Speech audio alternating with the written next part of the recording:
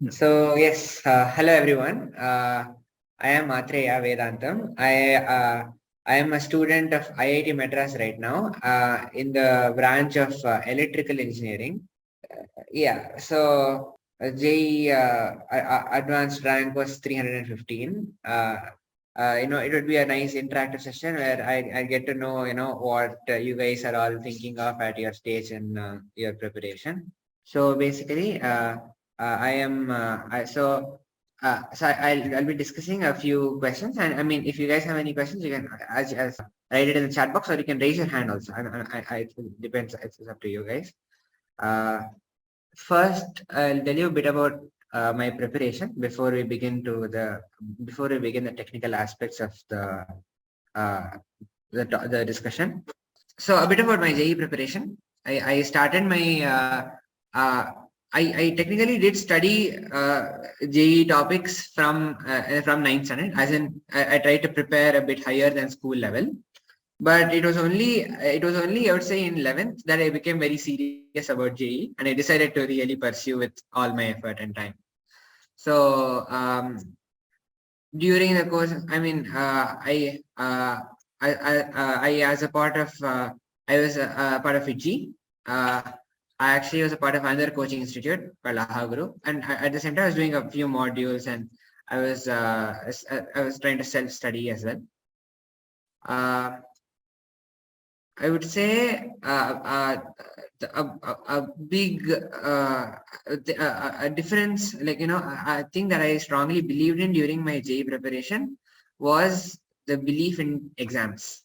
As in, I would I would always try not to shy away from writing an exam. That is, irrespective of whether I was, I felt good about the exam, or whether I'd be afraid of getting good marks, or I would always give the exam at least, because I think this is an exam is always going to be a measure of my preparation at that point in time, and really data is what you really need. That's what's going to help you the most. I mean, if you don't write the exam, it's not like you are better, right? Just because you wrote the exam doesn't mean that your preparation was worse, right? The exam is just telling you what your level of preparation is. I think that's the most useful thing that a lot of people can keep in mind. Writing exams is extremely important. I cannot overstate its importance. And a lot of people fail to recognize its importance, and people write very few exams. Exams really give you the experience. Okay, so yeah, that's a bit about that dimension of my preparation. Conceptually, I would say, I think I would stress knowing intuitively, intuitive answers as very important, especially in 11th. I get that as you progress in 12th, and the exam mindset becomes more, and your preparation is more mark minded, right? But I would always encourage, even if you're 11th, right? Especially if you're 11th, when you're learning very intuitive concepts like mechanics, like things which you can actually visualize, right? Not like quantum mechanics or something, like classical physics is something I would say you really need. You really need to developing a nice feel for the answer is good.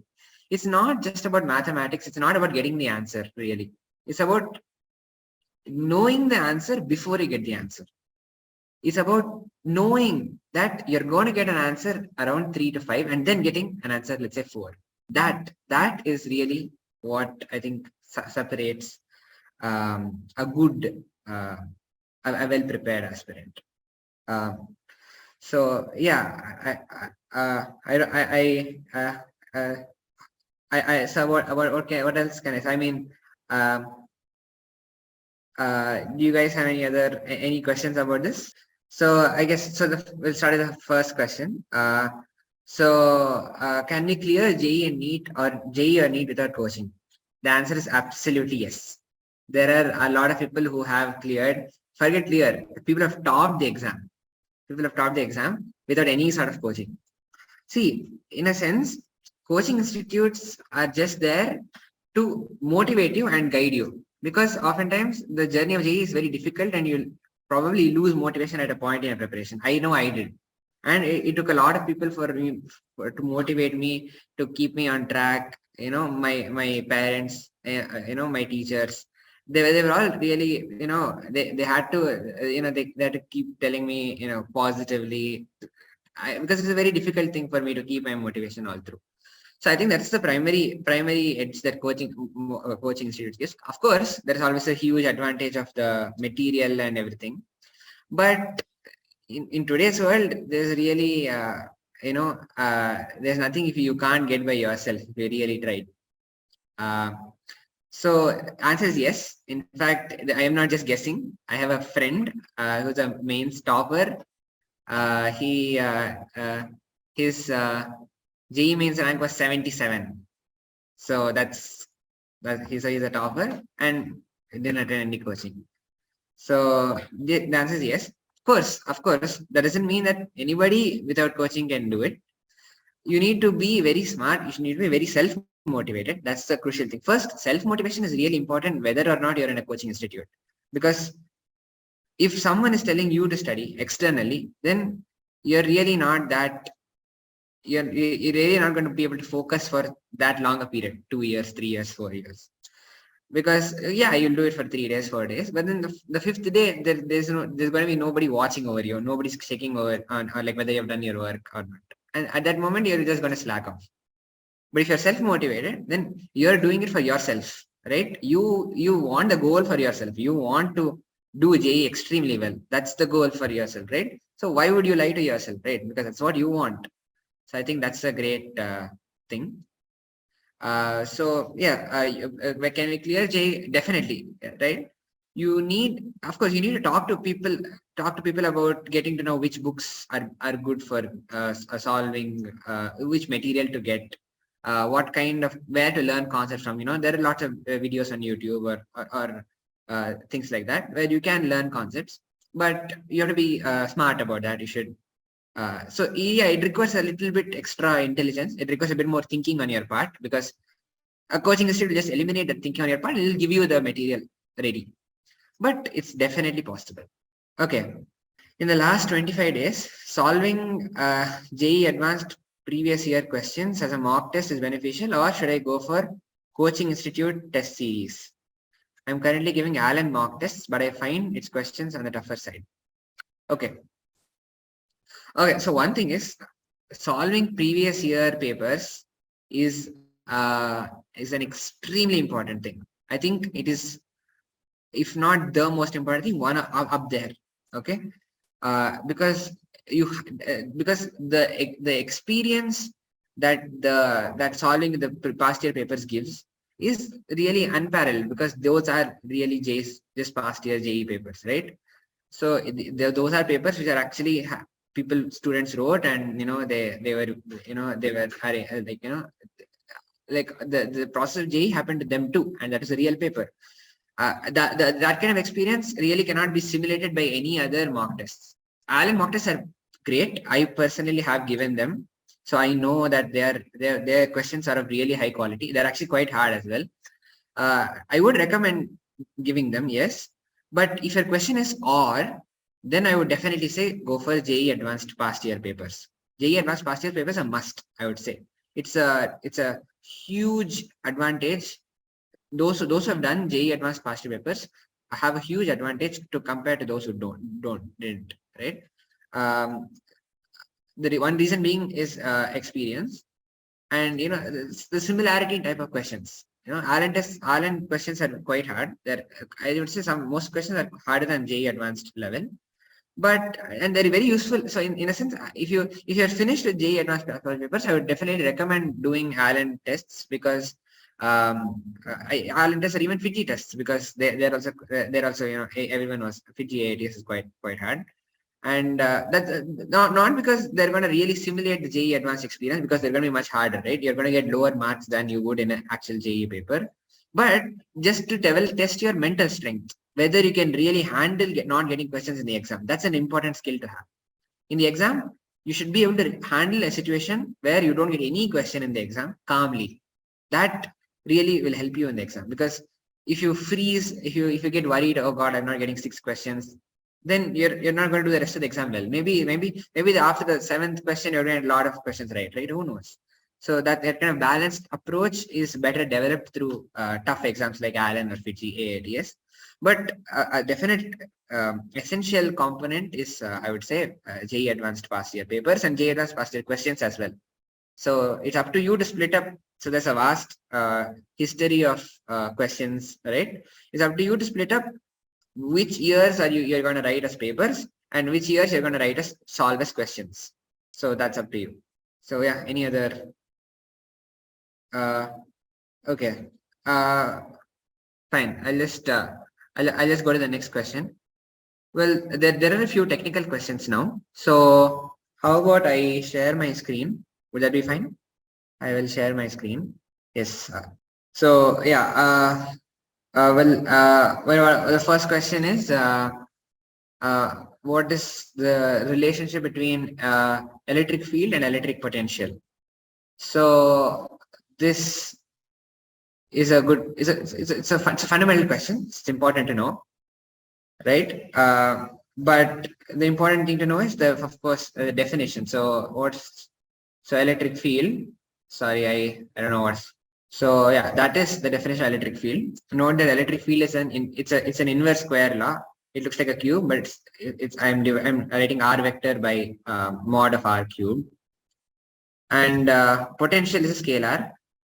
It is 1 by 4 pi epsilon naught q by r. So that is potential. I think a lot of people already know this relationship. E is equal to minus dV by dx, right? This is in one dimension, assuming electric field, assuming one-dimensional fields. So yeah, this is the relationship between electric field and potential. I mean, you can always integrate it and write integral EDL. So another way to write this integral EDL, E dot dl is integral E dot dl is a potential drop. So minus delta V. Potential drop is the negative of the potential difference. So yeah, either of these relationships, they're essentially equivalent. You see, one is just the integral form of the other. So electric field and electric potential are related this way. So I'll just go ahead with the next couple of questions. Please explain projectile motion. Okay. So projectile motion is a very, it's an important concept, a very fundamental concept in kinematics. So what is a projectile? So clearly you can, from the name, you can see that it contains the word project in it, right? So what's project? You immediately, when you think of the word project, what comes into your brain is like throwing a ball, right? So yeah, it's exactly that. So you throw a ball. Projectile motion has to do with the trajectory of the ball. The trajectory of the ball is, roughly speaking, the path taken by the ball in space. Why do I say roughly? Because trajectory is not just the path. Trajectory is the time dependence of the path. Basically, it's how the path varies over time. Basically, it's r of t. This is called the trajectory. Remember that this is not the path, because it is possible that two different trajectories can lie along the same path, but they just are at different points in time, right? So r of t, the trajectory is really encodes all the information of the ball. Now, projectile motion. So how do we analyze how do we find out the trajectory? That's a good question. How do we find various aspects? Like, what do you think, how do you find its range? I mean, this is a big thing. So I'm not gonna go into much depth. So how do you find a maximum height? So that's represented by capital H usually. The maximum, the distance between the point of projection to where it falls is called a range. And then the angle of projection is often called, it's called theta. I mean, often it's designated by theta. Yeah, there are a bunch of things you can estimate about, you can estimate the trajectory. So exactly. So you can estimate R of t. You can estimate a couple of things. So if you want, so how do you get about deriving? So because I don't have time for deriving everything, I'll just give a brief outline of how you might approach, right? What kind of equations might you use to derive different kinds of things.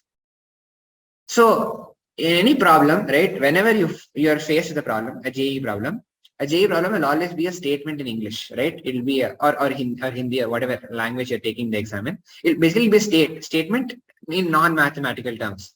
So it'll be a statement like a ball is thrown in the air, and then you'll be given a couple some mathematical data naturally, right, for quantitative analysis. So it'll be thrown up with 20 meters per second. Find the time taken before it comes back to the same point. So basically, you have to convert this English statement into a mathematical equation, right? So whenever you think about that, think about the problem as a situation, right? A situation that you're placed in, and you're given a constraint. The constraint in this case is a ball being thrown up on Earth. Why is Earth the constraint? Because Earth has a constraint of acceleration due to gravity being 9.8 meters per second squared downwards, right? That is G. So that is acceleration due to gravity. That is a constraint. What's a constraint? Constraint is anything that's preventing you from making free assumptions, right? So you really can't assume G to be anything else because you're on Earth. What is the second constraint? The ball is thrown up with 20 meters per second in the example that I said, right? So yeah, so basically, okay, yeah, I get it. I think I'm dragging it a bit. Conclusion is, you're given a couple of constraints, you're given a situation, your idea is to find an optimal solution to the system. Okay, that is what you should think about. So in this case, I am projected with theta. So let's say let's say my initial velocity of projection is v. So you can obviously resolve the vector into its components. It's v cos theta horizontally and v sin theta perpendicularly.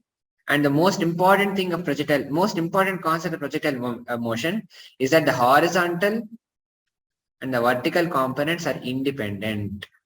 That's literally the only basic fact that you need to know. And if you think about it, it's not very obvious, right, why it should be. But a bit more thought will make it obvious to you. But with this essentially means that you can analyze the horizontal and vertical motions independently. That means your x will always be v cos theta into t because there's no acceleration, and your y vertical will naturally be y is equal to v sin theta t minus g half gt squared. I'm not going into all of that. Okay, basically, I think you already.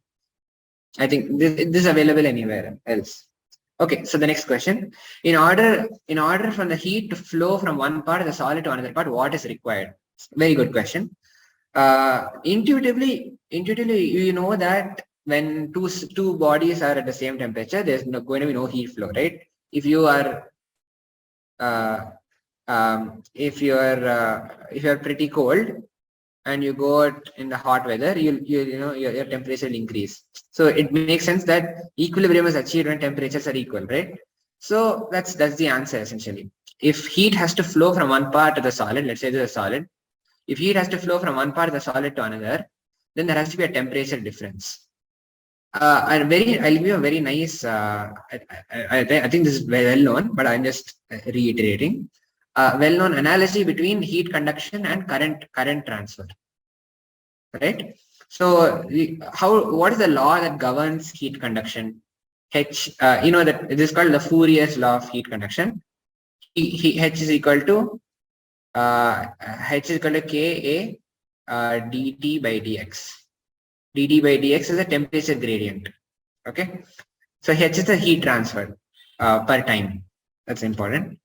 So heat transfer per time plays the analogous role of current in a circuit.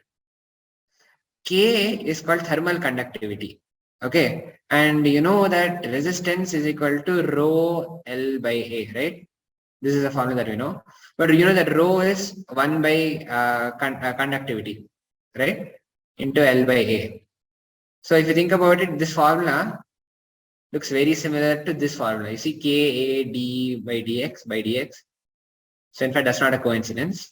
So Ka d by dx, if you take this side, right, that plays the role of resistance, and dt plays the role of potential difference. So that is the connection between Ohm's law and Fourier's law of heat conduction. It's a nice thing to know. So you naturally know that when heat is flowing, it means in your mind current is flowing equivalently. You can construct an equivalent circuit which does the same thing. Potential difference is represented by a temperature difference, temperature gradient. So you see that if current has to flow between 2 points of any circuit, you know that there has to be a potential difference, right?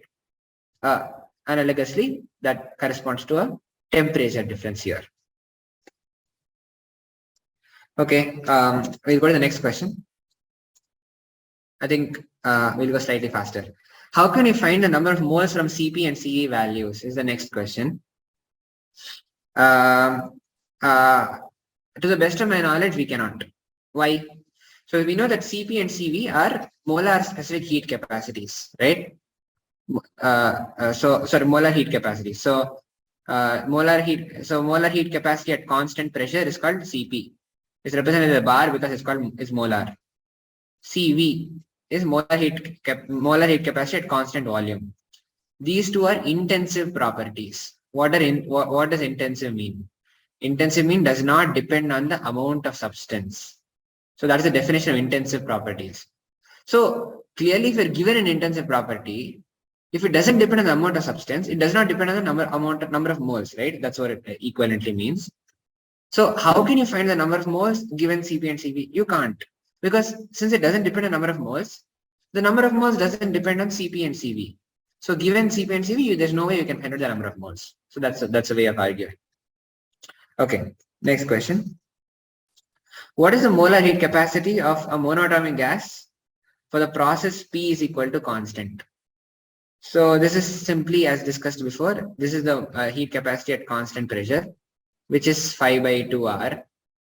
If you want to know why, you need to use the first law of thermodynamics and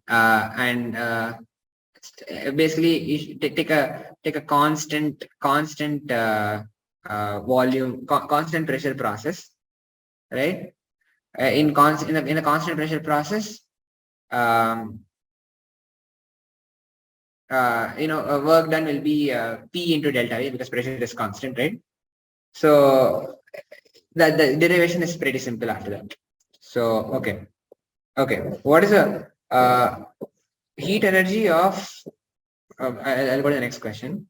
Heat energy of I'd say H. I don't think it's given. Okay, heat energy of H is given to a diatomic gas. Is given to a diatomic gas, allowing to expand at constant pressure. Okay, so it's allowed to expand at constant pressure. Okay, so it's allowed to expand at constant pressure,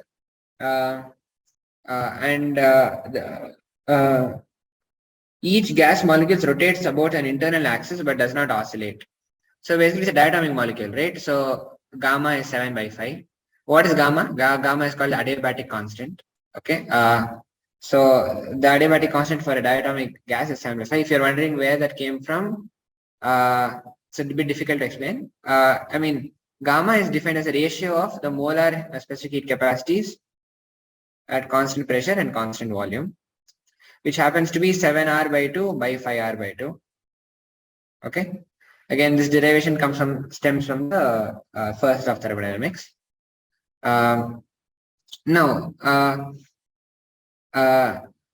So basically, the diatomic gas allowed to expand at constant pressure, and the diatomic gas also rotates around an internal axis. So there is an internal axis. So what I don't know exactly what they mean by the internal axis of the molecule. I think it's probably this molecule. It rotates about this axis, but it does not oscillate. So this is a very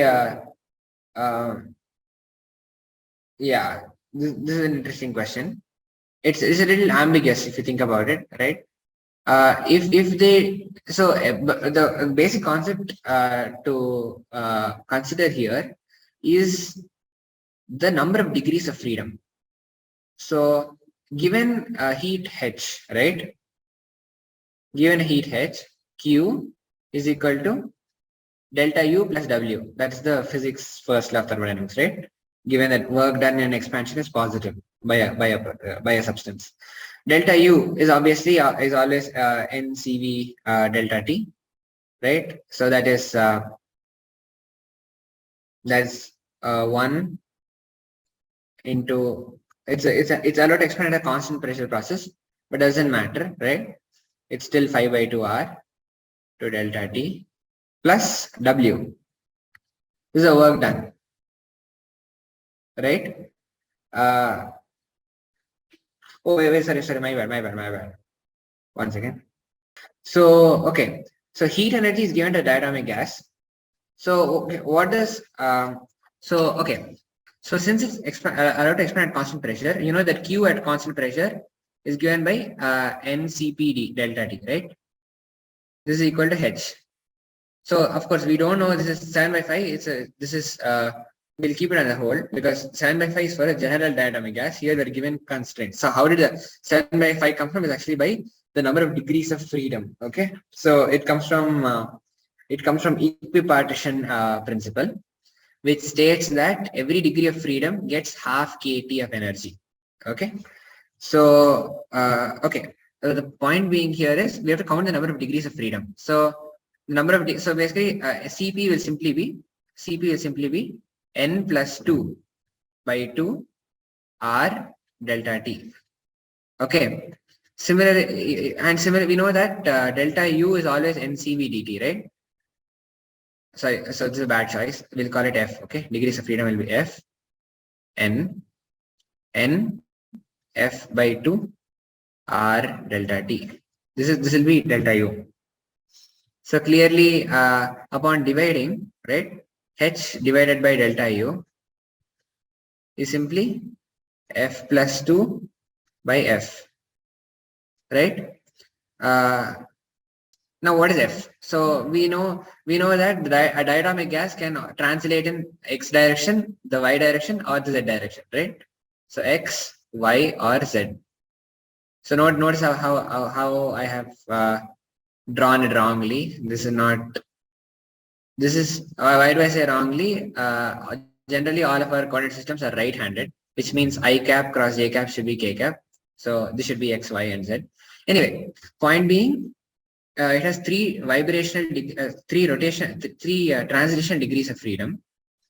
Right? Now we need to count how many rotational degrees of freedom it has. Clearly, it doesn't have any vibrational degrees because apparently it doesn't oscillate, right? So how many rotational degrees of freedom does it have? Now it depends on the interpretation of the question, unfortunately. If you assume that it is a fixed internal axis, which is not along the principal axis of the molecule, right? If you assume the axis looks like something like this, then there is going to be 1 degree of freedom that's going to rotate around this, right? So you're going to add 1 more to this. So F is going to be 4 then. So that's going to be 4 plus 2 by 4. However, if the fixed axis lies along the diatomic molecule, then it's the rotation along that line is negligible. It doesn't contribute energy. So it's only going to be 3 plus 2 by 3.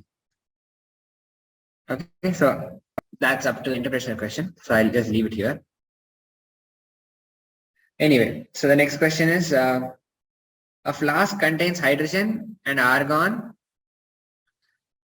by the ratio 2:1 by mass, right? So I just like to instead of dealing with ratios, I just like to assign numbers to stuff. Well, you know that argon has an atomic mass of 18. So let's just say let's say you have 18 grams of argon, which means you have 36 grams of hydrogen.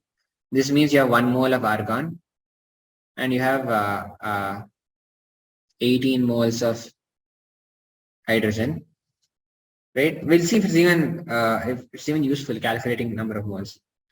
The temperature of the mixture is 30 degrees Celsius. What is the ratio of average kinetic energy per molecule? So what is average kinetic energy per molecule? It's a very interesting question. So this is a lot of people have this confusion. So I'd like to take some time to explain. A lot of people, some books say K is 3 by 2 R. K we'll leave with Boltzmann constant. Okay, per molecule. Everything is in per molecule. R equivalently for per mole. Okay. I think somebody accidentally drew something. I will delete.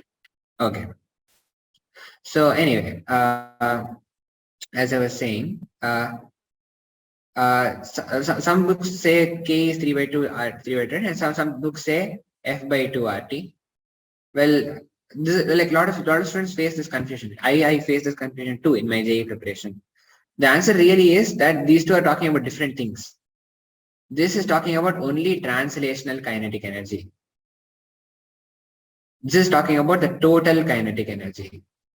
Total kinetic energy includes vibrational, rotational, etc. So translational is only 3 by 2 kT because there are only 3 degrees of translational freedom. Whereas there are 3 degrees of rotational freedom and who knows how many modes of vibrational freedom depending upon temperature. So that's a separate thing. So in this case, we are asked to find the total kinetic energy per molecule. So we will be using this formula.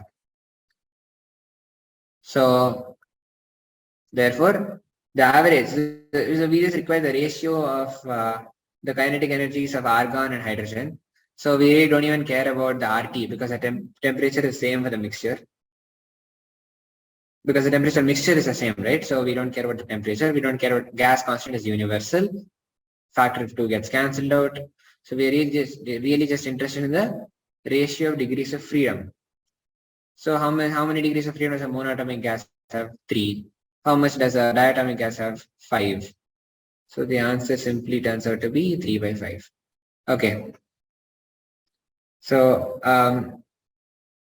the force between two charges when placed in free space is 10 newtons.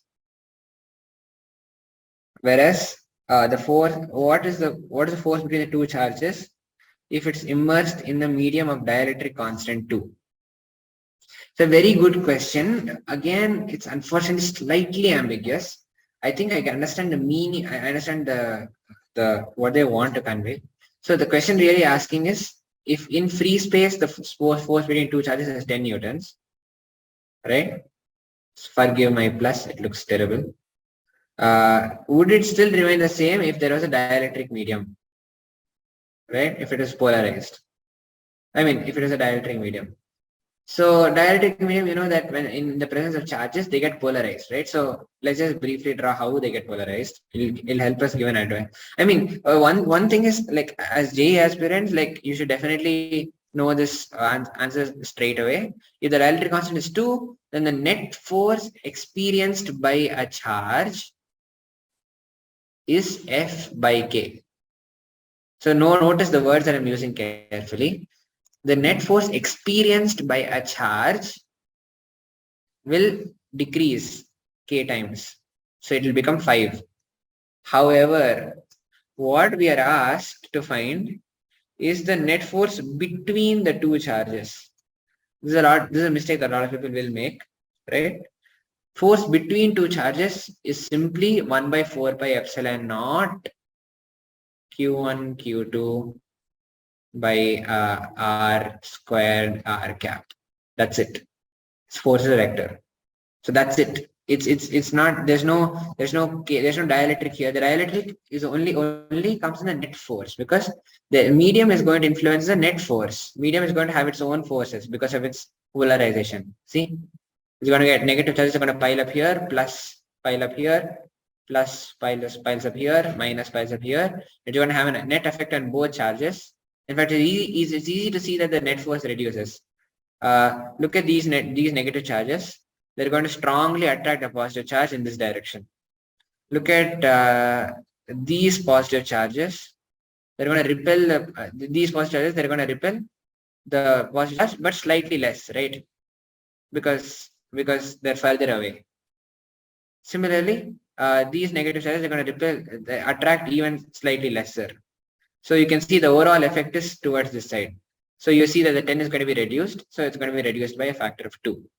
Okay. So the net force is decreased. However, the force between the two charges is always 1 by 4 pi epsilon naught Q1, Q2 by magnitude of R squared R cap, where R is a separation vector.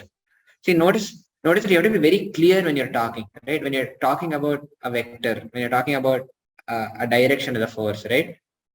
Um, yeah, it's good to say it's fine to say kq by r squared. I used to say that many times, but I find a certain a methodical way of approaching problems when you write down these details like these vectors.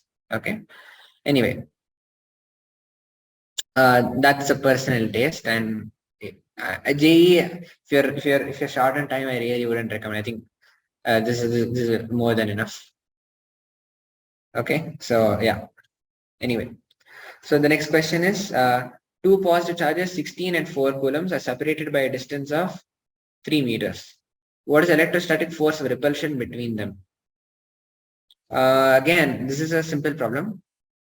1 by 4 by epsilon naught, everybody should know this value is 9 into 10 to the power 9. Okay. It's not exactly, it's a very good approximation. This approximation is something everybody should know. Okay. Like there are approximations that everybody should know about in modern physics. There are a couple of approximations with respect to the conversion between electron volts and joules, etc. The people should really know h times c. H is a Planck's constant and c is the speed of light. Right? These kind of useful things. People should know Rydberg's constant. I think everybody will know. Right? People should know the gas constant. A useful approximation is 25 by 3. These kind of tips and tricks, they're just going to help in calculation. Okay, especially in JEE main, where the exam is extremely calculus intensive. So you have K, Q1 is 16, Q2 is 4. The distance of separation is 3 squared 9. We need to calculate the electrostatic force of repulsion. So unfortunately, we are not given directions, so I'm not going to specify directions, but always please be careful that force is a vector and there should be a direction associated with it. Okay, I'll just write r cap right now. So the 9s cancel, so it's just 64 into 10 to the power 9 newtons. This is an extremely high force, which is why you never see charges of this magnitude, 16 coulombs. That's a crazy high charge. You only see things of the order of microcoulombs, right? And you're dealing with circuits, I'm sure with capacitors. You would have seen that capacitances are of the order of microfarads and voltages are of the order of volts. So that would mean that charges are of the order of microcoulombs. Anyway, this is also a useful thing to keep in mind. Okay, whenever you're doing JEE problems, always have a sense of order of magnitude, have a sense of whether you're in the right range of answers. You shouldn't end up with 10 and answer being 10 to the power 10. Okay, that's bad. You should improve your sense of numbers. Even if you don't get the answer, let's say you get 10, answer is 12, that's okay. That's something you can slightly work on. But at least have a sense of the magnitude of number. That really will tell you whether you're in the respective concepts. Your concept will be in the same order of magnitude, barring any calculation mistakes, of course.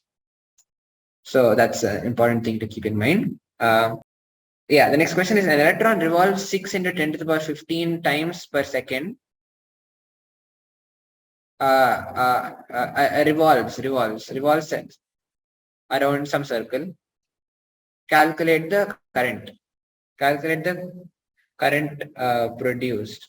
So if you really want the answer is this current is undefined. Okay. But this is a true physics answer. Okay. This is the actual one. But since you guys are preparing, like at the JEE level, you would just say this Q by T, and where Q happens to be the electron that is revolving. This is small. This is not really right, but we'll just go with it right now. What is T? It revolves 6. This is a frequency, right? Frequency is 6 into 10 to the power 15 because it's revolving that many times per second. So time period is simply going to be 1 over that. So that's a very simple calculation. You're going to get 9.6 into 10 to the power minus 4. amperes. So that's a small current. Yes. See, I'll tell you why it's undefined. Okay. So do you think that an electron moving straight upwards at a very high speed, let's say, is equivalent to a current moving downwards, let's say, for the sake of being consistent? When an electron moves upwards, it means that positive current is going downwards. Is that true? Answer is wrong. Definitely not. Because if you look at the magnetic field due to this current, you basically integrate the Biot-Savart law from minus infinity to infinity, right? Because currents are continuous. Electrons are always moving. However, here there's only one electron moving. If you were to calculate the magnetic field at this point, you would only have to do QIDL cross B. So you see the cross product here.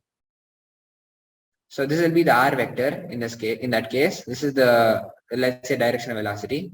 That theta. So you'd have to do that sine theta business with the cross product. Whereas here you're not doing that, because all of the integrals simply add up in the outward direction, right?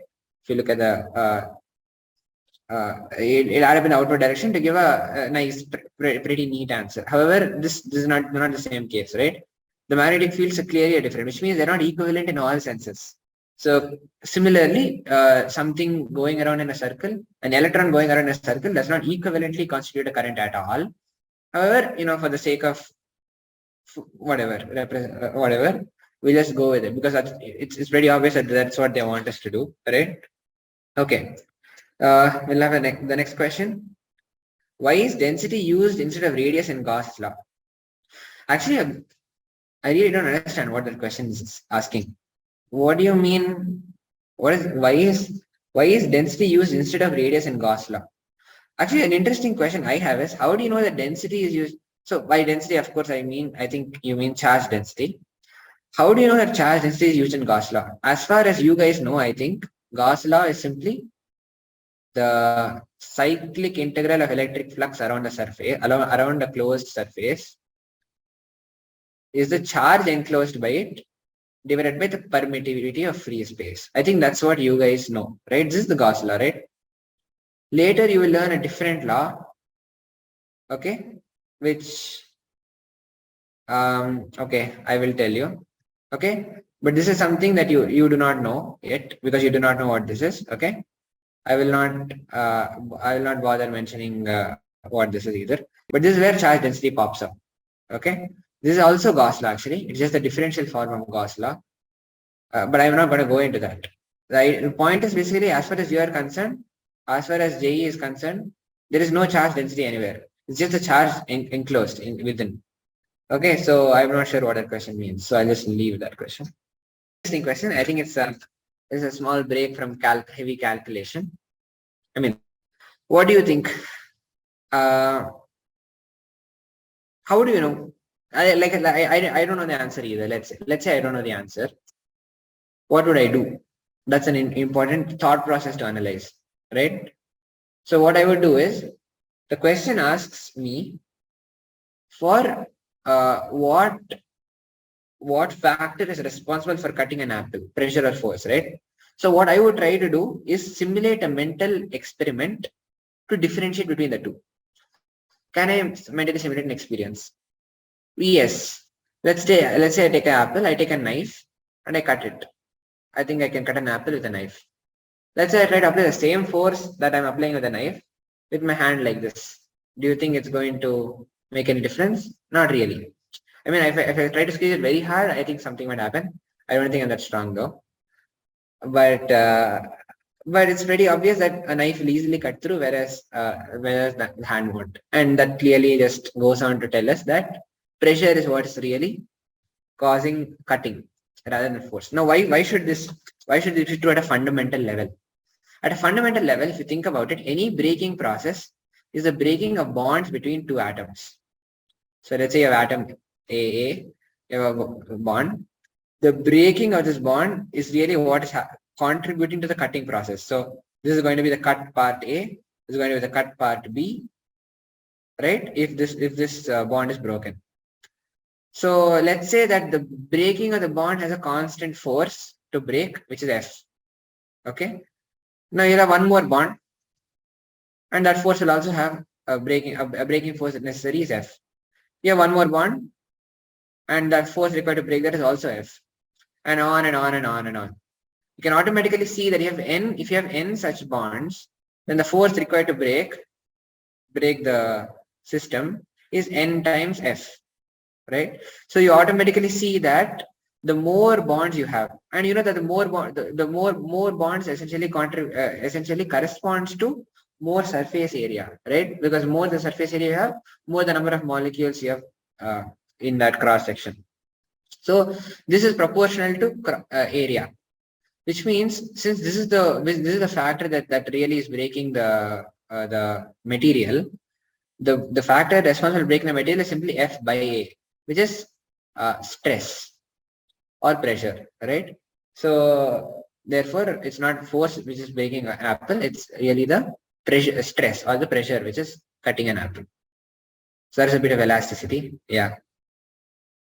Okay, then you have another question.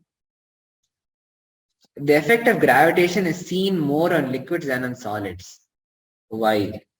I don't think that's true. I'll just leave it at that. I don't. Maybe you're meaning it.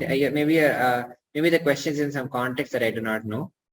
But as far as I know, there shouldn't be any difference between the way liquids react to a gravitational force and the way solids react to a gravitational force. So, okay, I'll just move on to the next question. A body starts moving with a 2 meters per second squared acceleration, 2 meters per second squared acceleration after starting from rest. So it starts at rest. So you see an important thing to do in every physics question: draw a diagram. That's a very important factor. Draw a diagram always. Okay. Every physics question, you should draw a diagram. If you don't know anything about the question, draw a diagram. A diagram will really help you simplify a question to a big deal, to a great extent, I mean. Okay. So, okay. So, okay, fine. So I'll go a little fast now.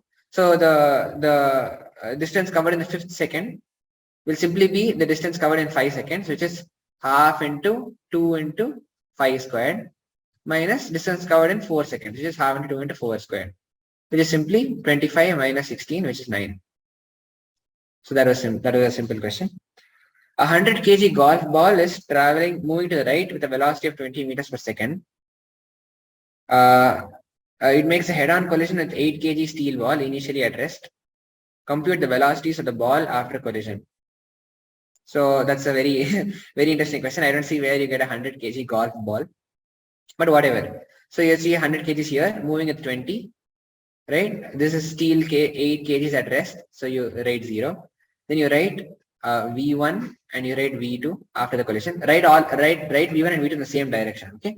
If V1 happens to be negative, it just means that V1 is in the other direction. So that's a important thing to keep in mind. Mathematics always takes care of itself. Okay. So first, conservation of momentum, 20 into 100, 2000 is equal to 100 V1 plus 8 V2. That's the first equation. The second equation is simply the coefficient of restitution, the relative velocities of separation divided by the relative velocities of approach is minus E. In this case, it's a, well, they didn't mention, so I'll just assume it's an elastic collision, okay? Or I'll just assume it's a perfectly inelastic collision because that will make life very simple. For a perfectly inelastic collision, coefficient of restriction is 0. So V2 is equal to V1, which means that 108 are just sticking together. So the combined velocity will simply be 2000 by 108 meters per second. So that's the question. Then we have the last question remaining. So the last question is a very interesting question. So the last question is, two identical small bodies have mass m, charge q, suspended on a string same length L from a fixed point, let's say P.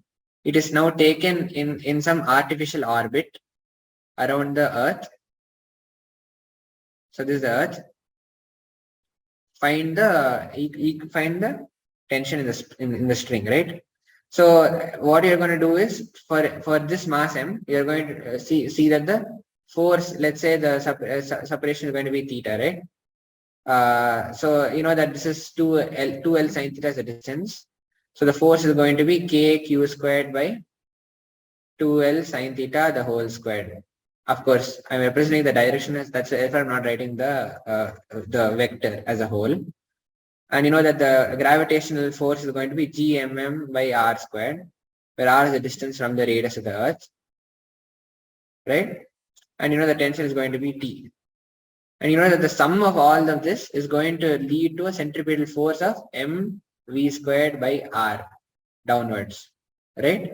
So in other words, you know that T into sine theta equals kq squared by 2L sine theta the whole squared. That's one equation. The second equation is gmm by r squared minus t cos theta is equal to mv squared by r. However, I believe in this discussion is incomplete in the sense that they should have given more additional information. They should have given more information about what kind of orbit it is. Is it geostationary? That's something they're not mentioned. I think without that you can't solve this. You don't have enough. You don't have sufficient information. So anyway, yeah. So with that, I'd like to stop because we have covered all the questions for the session.